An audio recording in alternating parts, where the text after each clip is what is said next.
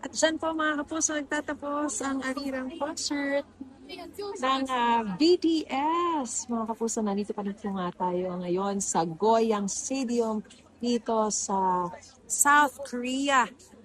Mahigit 2 oras po ang concert ng worldwide phenomenon K-pop band na BTS. At nagsimula nga po ito kaninang alas 7 ng gabi hanggang 9:30 p.m.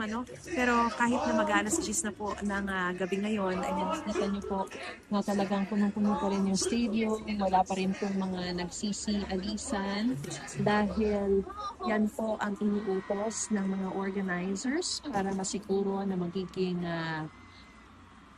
orderly at maayos. Wala pong mga untoward incident o aksidente na mangyayari sa pag-exit. Ay magiging bisection yung pag-alis o pag-exit. No? So nauna na muna yung mga nandun sa kabilang section. So may po yung mga naiwan pa dito. Pero talagang maayos naman ang sitwasyon at very patiently naghihintay ang lahat ng mga nanonood dito. At dun sa concert nga po ng BTS na nagtagal ng 2.5 hours, talagang parang sandali-sandali lang ito, no? Dahil syempre para sa isang ARMY fan na tulad ko, talagang bawat segundo ay nagka-count at syempre parang ang bilis-bilis na lumipas ng concert dahil talagang inabangan ng lahat. Pero yung 2.5 hours mo na yun talagang sulit na talagang pumunta rito sa South Korea para ma-witness o masaksihan itong first concert nila sa kanilang world tour, sa kanilang comeback matapos nga mawala for a while o pansamantalang magpahinga ang mga miyembro dahil nga po sa kanilang pagsali o pagpasok sa military service at o yung tinatawag na hiatus.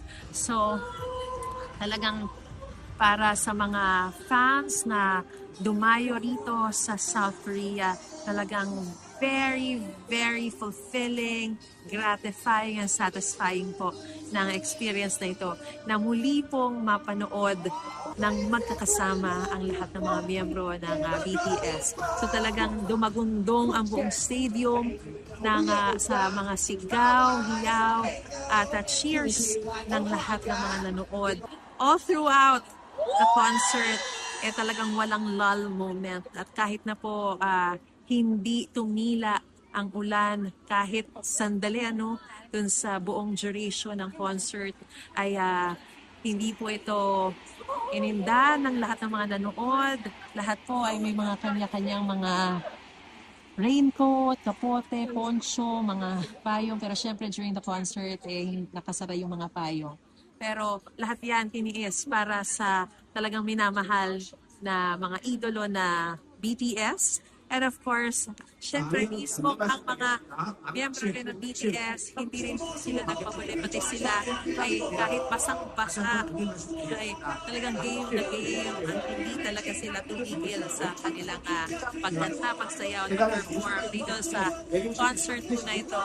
At as a matter of fact, may punto pa nga po doon na talagang akmang-akma dahil yung isa sa mga hit na kanta nila sa kanilang album ay yung Swim at sa isang punto pati si V ay umakto na lumalangoy dun sa basang stage. So talagang napakasaya ng concert na ito and of course marami pang pagkakataon na mapanood ang BTS dahil worldwide tour nga po ito at dito lang sa Korea may 2 pang araw bukod ngayong gabi may 2 pang araw para sa kanilang concert at hanggang next year pa yan kung saan mismong sa atin sa Pilipinas ay bibisita rin ng BTS next year 2027. So mga kapuso, yan po muna ang latest at pinakasariwang sitwasyon mula pa rin dito sa Goyang Stadium dito sa South Korea, Mariz Umali para sa GMA News.